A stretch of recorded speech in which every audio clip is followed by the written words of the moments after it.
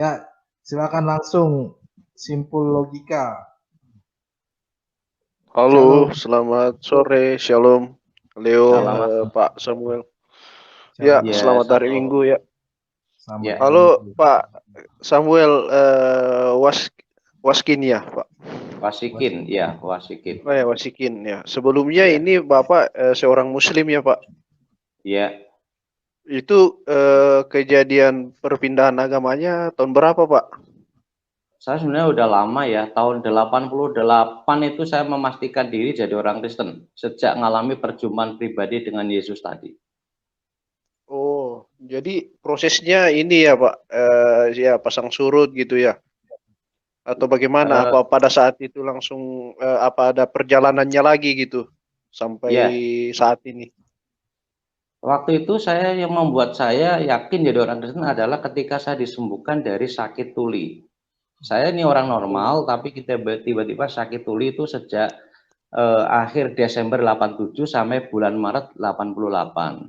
Nah, bulan Maret 88 itulah hari Sabtu siang selesai saya sholat siang, saya tidur, disitulah saya mengalami perjumpaan pribadi dengan Yesus lewat mimpi. Dan dia sendiri yang berkata, aku Yesus yang sembuhkan kamu. Lalu telinga kanan ditiup itu tadi. Dan kaget saya sembuh. hmm. Oh, hari itu ambil keputusan, apapun yang terjadi saya akan jadi orang Kristen. Ya, Begitu, Pak. kalau selain daripada apa ya istilahnya pengalaman pribadi dengan Tuhan, dengan Ya. apa ya hal-hal seperti ini, apakah dengan secara pemahaman teologi atau ideologi ada juga Pak yang mempengaruhi mungkin Pak Samuel ini bisa meyakini gitu kan bahwa oh ya saya memilih di jalan yang benar atau bagaimana Pak? Kira-kira apakah setelah menerima Tuhan baru belajar lagi secara pendalaman Alkitab dan pendalaman ajaran lain apa ada juga istilahnya mungkin salah satu opsi yang mempengaruhi juga gitu Pak? Enggak, jadi setelah saya jadi orang Kristen, sejak hari itu saya tidak belajar agama yang lain kecuali saya belajar Alkitab. Saya menyelesaikan Alkitab Perjanjian Baru itu setiap bulan pasti selesai. Setiap hari saya baca 15 lembar, bukan halaman, 15 lembar. Itu tidak sampai sebulan Perjanjian Baru selesai. Udah setiap kerjaan saya salah satunya adalah itu, membaca Alkitab selesai. Nah, dari situ selain itu juga ada belajar di seminari kan saya belajar ya teologi kan ya. Iya Ya di Pak. situ saya mulai banyak berkembang gitu. Kalau sekarang ini masih lagi dalam pelayanan apa seorang pendeta juga Pak? Apa Pendeta. pengurus gereja atau bagaimana Pak? Saya Kenapa Bro? ya Ya, halo. Ya, ya silakan saya Pak. saya di gereja sekarang ini dulu kan saya di GBI waktu di Tomohon ya. Pulang ke sini ke Salatiga, istri saya tuh dari Isa Almasih. Jadi sejak pulang ke Iya. sini karena keluarga besar istri saya mungkin hampir 40-50% lah itu jemaat Isa Almasih. Jadi hari itu saya Hmm. gabung dengan Isa Almasih, kemudian sampai sekarang saya juga membantu di gereja Isa Almasih, tapi saya juga punya tugas sendiri. Saya di lembaga misi, lembaga pendidikan. Eh, saya 10 tahun pegang lembaga misi ini, ya. Ya Pak. Kemudian ya saya sekarang fokus ke nolongi saya di bagian litbang sekarang. Oh iya ya. Iya Pak, Ya. mungkin pertanyaan yang mungkin juga yang mungkin saya mau tanyakan ini yang penting apakah selain pengalaman sebelum berpindah keyakinan itu kira-kira bisa mungkin di-sharing pengalaman yang lain Pak yang mungkin yang berharga gitu ya atau mungkin yang susah dilupakan atau yang paling berkesan lah Pak selama melayani Tuhan gitu. Selama melayani Tuhan atau sebelumnya? Kalau selama Setelah melayani Tuhan Pak, setelah di dalam ya. Kristen sendiri. Ya. Oke, ya, yang tadi salah satunya adalah pernah kecewa juga melihat kondisi orang Kristen ya, karena memang Iya. itu tidak seideal seperti apa yang nenek saya ceritakan. Nenek saya ini bukan orang Kristen, dia rajin sekali sholat, tapi dia banyak dipengaruhi perilakunya kelihatannya sama orang Kristen karena dia sering kali ngajarkan kebaikan dan seterusnya. Dia banyak bersaksi tentang teman-temannya yang begitu baiknya waktu di Surabaya. Eh, di samping itu setelah jadi orang Kristen ya tantangannya banyak juga, ya tantangannya banyak. Waktu perintisan jemaat, kalau dulu gereja diresolusi, ya mungkin waktu saya tidak diresolusi ya kali. Cuma karena setiap kali ada ibadah, Iya, Pak. mesti di tempat di mana saya beribadah, speaker keras-keras pasti di setel di situ, ya. Tapi pertolongan Tuhan luar biasa. Pada waktu itu jemaat memarah, nggak usah marah, saya bilang gitu. Kenapa? Karena yang berperang bukan kita, mereka sedang memerangi Tuhan, saya bilang begitu. Kita tinggal tunggu hasilnya kayak apa. Nah waktu itu ya, dan luar biasanya adalah tidak kemudian si orang yang memprovokasi ini, nah saya dengar dari beberapa jemaat yang waktu itu melihat bagaimana mereka berbuat sesuatu kepada kami waktu ibadah, mereka kemudian membawa lari istrinya orang. Waktu membawa lari orang, sejak itulah kacau balau. Jadi dengan sendirinya tidak lagi mengganggu, gitu ya. Karena masyarakat juga enak juga melihat kondisi seperti itu, istrinya orang kok dibawa lari. Itu pengalaman menarik.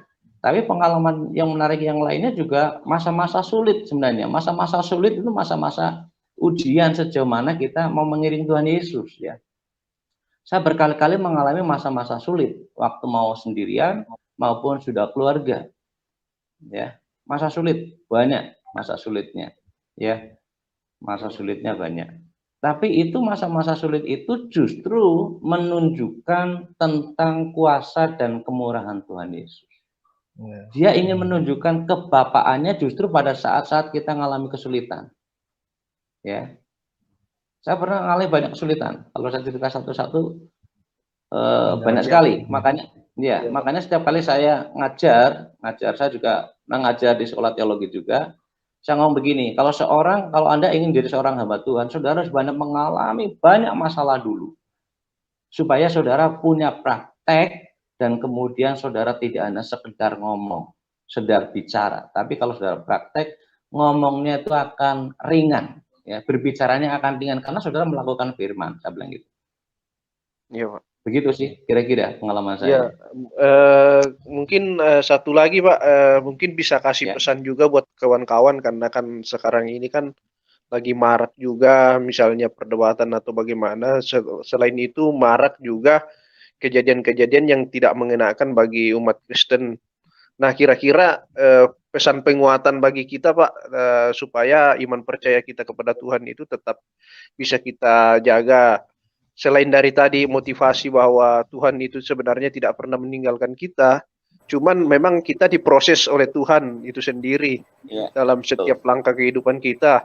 Bukan berarti Tuhan meninggalkan kita ketika kita lagi mengalami persoalan hidup atau pergumulan gitu, tapi karena memang dia punya rencana yang mungkin indah bagi kita, mungkin di awal tidak begitu menyenangkan, tapi sebenarnya rencana Tuhan itu ada tujuan utamanya di balik semua persoalan itu. Nah, yang mungkin saya mau tanyakan tadi yang soal itu Pak, misalnya kita mengalami permasalahan atau sekarang ini iman kita sebagai umat Kristen ini banyak yang istilahnya fitnah atau bagaimana, kira-kira bagi saudara-saudara kita yang Kristen itu bagaimana kira-kira pesannya supaya bisa tetap kuat dalam iman dan maksudnya bisa memaafkan gitu Pak.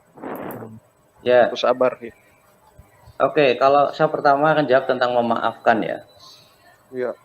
Ini pengalaman saya. Suatu hari saya sedang berdoa pagi-pagi saya berdoa, sedang menyanyi tentang aku mengasihi Engkau Yesus dengan segenap hatiku. Tiba-tiba Roh Kudus berkata begini, benarkah kamu mengasihi aku?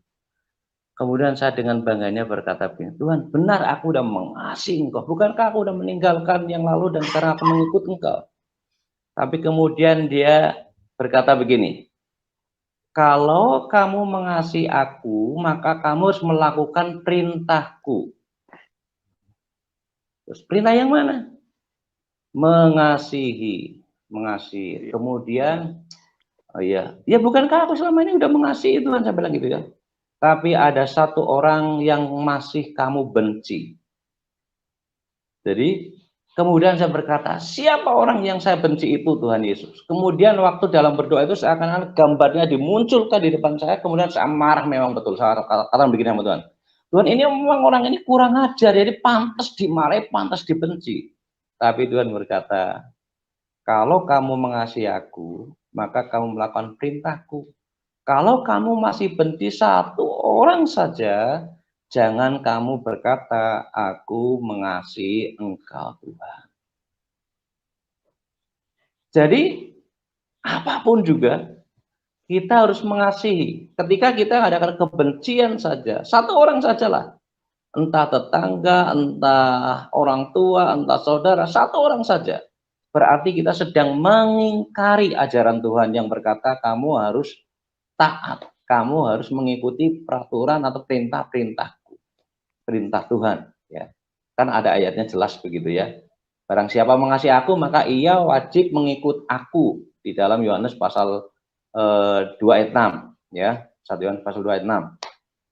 Itu jelas sekali. Kemudian dia juga berkata bahwa barang siapa mengasihi aku, maka ia melakukan perintah-perintahku. Nah, salah satunya adalah perintah kasih. Jadi ini bicara tentang kasih. Jadi di dalam kondisi dibully seperti sekarang ini, ya, saya seringkali berkata, ya Tuhan ampuni mereka karena mereka tidak tahu apa yang mereka perbuat. Mereka tahu selama ini mengerti dari sekian pengajaran yang keliru sehingga dia harus marah kepada kami, membuli kepada kami, menista kami karena mereka tidak tahu. Betul. Ya, jadi itu selama ini kami bersyukur kepada Tuhan karena Alkitab juga berkata kalau kamu mengikut aku, kamu akan dibenci juga. Ya. Yeah. Nah, tapi kita tidak boleh juga membalas kebencian. Kita harus tetap mengasihi, mendoakan mereka dari sisi firman-Nya yang tidak boleh. Kadang-kadang marah nggak? Kadang-kadang mau marah, ya. Kadang-kadang di medsos saya juga chattingan dengan beberapa orang. Ketika dia sudah mulai maki-maki, saya katakan begini, apakah ajaran agamamu mengajarkan begitu? Ya, dengan balas kebaikan itu kemudian dia stop, tidak lagi berkata-kata yang buruk ya. Ya, ini bilang maaf saya terlalu emosi dan seterusnya. Iya, nggak apa-apa, saya bilang gitu ya, santai saja. Tapi kita harus tahu bahwa saya juga berada di sana dan saya tidak pernah membenci siapapun juga. Ya. Begitu. Oke. Terima kasih Bang Leo ya sudah dikasih kesempatan. Pak Samuel luar biasa pesannya dari yang saya tangkap ya. Sangat memberkati sekali dan thank you sudah dikasih kesempatan buat bertanya Pak Samuel Gereja YouTube. Ya, Tuhan Yesus memberkati Pak. Tuhan Yesus memberkati.